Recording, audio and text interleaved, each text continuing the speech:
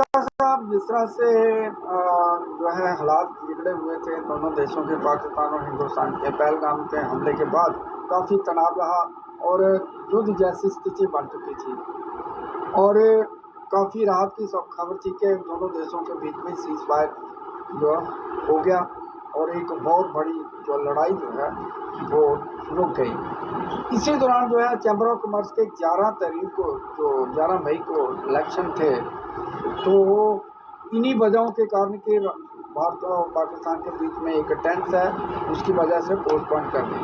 अब हालात काफ़ी समय से 10 तारीख से जो है हालात जो है बेहतर हो चुके हैं। आज काफ़ी समय हो गया।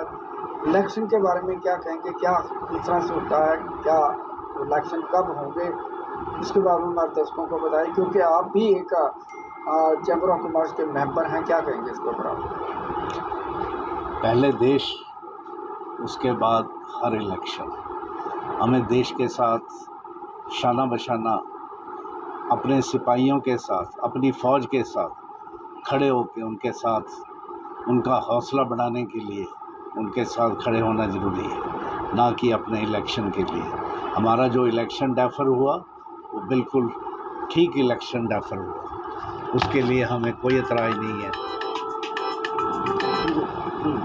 उसके लिए हमें कोई एतराज़ नहीं है कि हमारा इलेक्शन डेफर हुआ, और इलेक्शन हमारे लिए एक सेकंड जो है बात रखी जाती है। पहले हमारा देश है, उसके बाद हम जो इसके बारे में, इलेक्शन के बारे में बात करेंगे, क्योंकि हम समय समय पर हमेशा अपनी फ़ौज के साथ खड़े रहेंगे और हमेशा खड़े रहेंगे। और प्रधानमंत्री नरेंद्र मोदी की अगुवाई में जो सेना ने कमाल दिखाया है, वो हमारे देश के लिए नहीं, पूरे हिंदुस्तान के लिए एक शान शौकत का आईना रहा है। और रही बात इलेक्शन की, इलेक्शन डेफर होते हैं, इलेक्शन स्थगित नहीं होते। अब जो डिवीज़न कमिश्नर साहब ने भी परमिशन दे दी है कि यहाँ के हालात बिल्कुल ठीक हो गए हैं, आप इलेक्शन कर सकते हैं। इसलिए इलेक्शन की डेट जो है जल्दी से जल्दी जो है हमारे इलेक्शन कमिश्नर साहब रखें, क्योंकि ये बहुत ही ज़रूरी हो गया है। क्योंकि दोनों टीमों की धूप में काफ़ी मेहनत करी है, और अब कड़कती धूप में इनका बाहर निकलना हमें भी अच्छा नहीं लगता। हम भी चाहते हैं समय के हिसाब से जो है इलेक्शन जो है जल्दी होना चाहिए, क्योंकि अब इलेक्शन का प्रोसेस जो है सारा पूरा हो चुका है।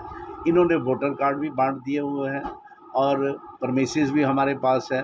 और रही बात इलेक्शन की, मैं आपके चैनल के माध्यम से इलेक्शन कमिश्नर साहब से ये रिक्वेस्ट करना चाहता हूँ, वोटर कार्ड जो बांटे हुए हैं उसकी तारीख को जो है एक्सटेंड करके नई SMS के थ्रू अपने वोटर को सभी को इतला देनी चाहिए। और दूसरी बात रही परमिसेस की, वो ऑलरेडी चैम्बर हाउस में होना था। और तीसरी बात जो इन्होंने कैटरिंग की बोली थी खाने के लिए, किसी भी सदस्य को खाने की इतनी ज़रूरत नहीं होती जितनी उसकी वोटिंग अपने राइट्स के लिए वो चाहता है कि जल्द से जल्द चुनाव हो के इस चुनाव प्रणाली को ख़त्म किया जाए। क्योंकि अब ये सारी बात जो है इलेक्शन कमीशन के ऊपर डिपेंड करती है कि क्या होना चाहिए। हम तो यही चाहते हैं कि इलेक्शन जो है, हर प्रोसेस तैयार है, हर चीज़ तैयार बैठी है, आप इसको जितनी जल्दी से जल्दी हो इस इलेक्शन को करवाइए। क्योंकि इस समय कोई भी एग्जीक्यूटिव बॉडी को बुलाने की ज़रूरत नहीं है, और आमने सामने सिर्फ दोनों टीमों को बिठा के इलेक्शन की डेट हम तो चाहेंगे अगले वीक जो है इसको डिसाइड कर देना चाहिए। गुप्ता साहब के जिस तरह से एक सवाल उठाए गए थे पिछले इलेक्शन में, क्या वो जो है प्रोसेस, जिस तरह से आपने कहा कि वोटर के जो कार्ड बांटे गए उसके ऊपर उसकी फ़ोटो होनी चाहिए, और जो है टिक करना, और जिस तरह से बहुत सारी और भी बातें थी, और जो है कोई एक बंदा जो है बाहर है उसके वोट दूसरा डालेगा, क्या इसके ऊपर कोई होमवर्क कर लिया गया क्या? इस बार में इलेक्शन कमिश्नर सर ने बहुत अच्छा किया। जो वोटर लिस्ट आई है उस वोटर लिस्ट पे सभी की जो है फ़ोटो लगी हुई है। और दूसरी बात जो है, हम चाहते हैं फेयर एंड फ्री इलेक्शन होना चाहिए, किसी भी तरीके की रिगिंग नहीं होनी चाहिए। इसीलिए दोनों टीमों ने डिवीज़नल कमीशन से और कोर्ट से ये अप्रोच करी थी भी डिप्टी कमिश्नर के तहत जो है ये इलेक्शन करवाया जाए। जब दोनों टीमों ये इस बात को मानती हैं भी हमें जो है एक डिसिप्लिन और बगैर रिगिंग के इलेक्शन करवाना है, तो हम नहीं समझते इस बात के लिए अब इंतज़ार करना चाहिए, क्योंकि बात है फेयर एंड फ्री इलेक्शन की। अगर दोनों टीमें इस बात के लिए सहमत हैं तो इलेक्शन को हम चाहते हैं कि अगले हफ्ते हो जाना चाहिए। नहीं, मेरा सवाल ये था कि क्या इस बार जो इलेक्शन होंगे क्या किसी की जज की देखरेख में होंगे, मजिस्ट्रेट की देखरेख में करवाए जाएं, ताकि दूध का दूध पानी का पानी हो, कोई भी टीम जीते उसमें है कि किसी को शक शुबा नहीं होना चाहिए। देखिए, एक टीम ने कोर्ट में एक एप्लीकेशन लगाई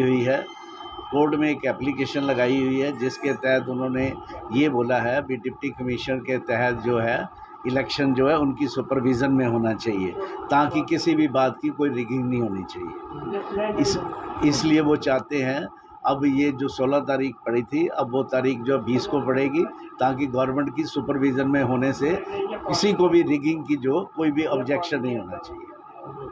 तो अंत में आप क्या समझते हैं कि इस बार जो है दोनों टीमों ने काफ़ी मेहनत की है और जो चुनाव होंगे इस बार कोई भी चुनाव के ऊपर किसी तरह का सवाल निशान नहीं होगा क्या? हम तो चाहते हैं भी इलेक्शन जो फेयर एंड फ्री होने चाहिए और वोट भी उसी पार्टी को डालना चाहिए जो इसके काबिल हो। मेरी तो आपके चैनल के माध्यम से सभी वोटरों से अपील है, अपना वोट जो सोच समझ के डालिए और उसी ही टीम को डालिए जो इसके काबिल है, ना कि उस टीम को डालिए जो इसके काबिल नहीं है।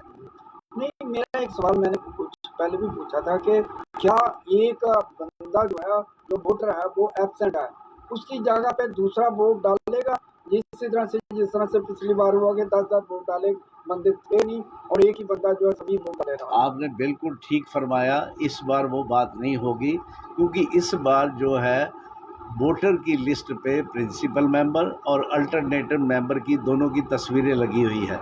जब भी वो वोट लेके अंदर जाएगा तो जो वहाँ पे बैठे हुए हैं हमारे लोग, वो पहले दोनों की तस्वीरों को चेक करेंगे, तभी जाके उसको टिक करेंगे। इसलिए इस बार कोई भी ऐसा रिगिंग का कोई भी इनका हिस्सा नहीं बन सकता।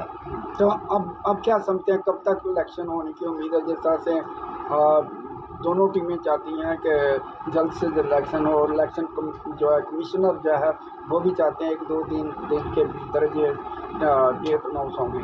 हम तो चाहते हैं ये इलेक्शन